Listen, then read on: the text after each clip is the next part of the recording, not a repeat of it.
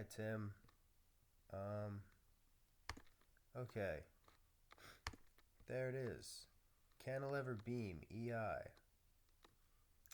If you isolate EI by itself, you get that.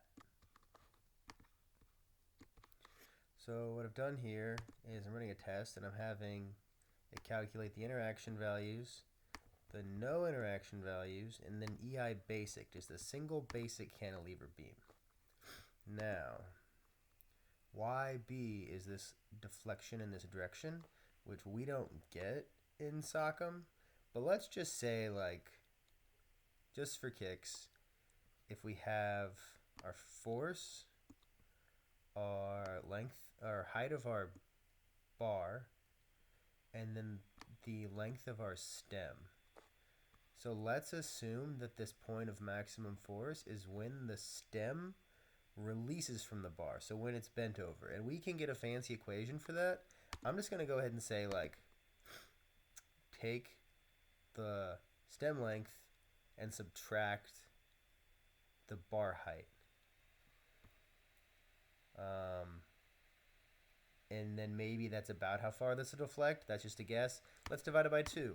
Whatever. And then if we assume that we're hitting 7 stems at once, just for kicks. Let's say we have 3 rows, and then, like, you know, a few of those rows have 2 stems at once, and one of those rows has, like, 3 stems at once. Let's assume we're hitting 7 stems. That seems reasonable. So if we run this, here's an interaction value, here's a no interaction value, and here's a basic single cantilever beam, which kind of makes sense. And then if we, like, change this, we put this to 1 or something, which is probably not reasonable. That's a really low EI.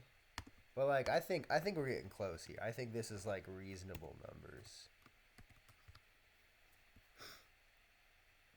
We're within, like, an order of magnitude of these other stuff, and I think this is, like, literally a no interaction situation. Like, we're not getting into any of this beam stuff, which, like, might be useful for finding, like, this deflection value.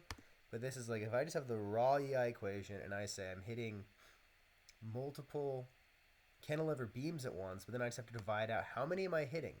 So then I just take my force and I change it and just say, pretend I'm just hitting 1 with that amount of force. What do I get? How do I get EI? And yeah, so that's what I have. So I think these numbers, this further illustrates that these numbers are reasonable.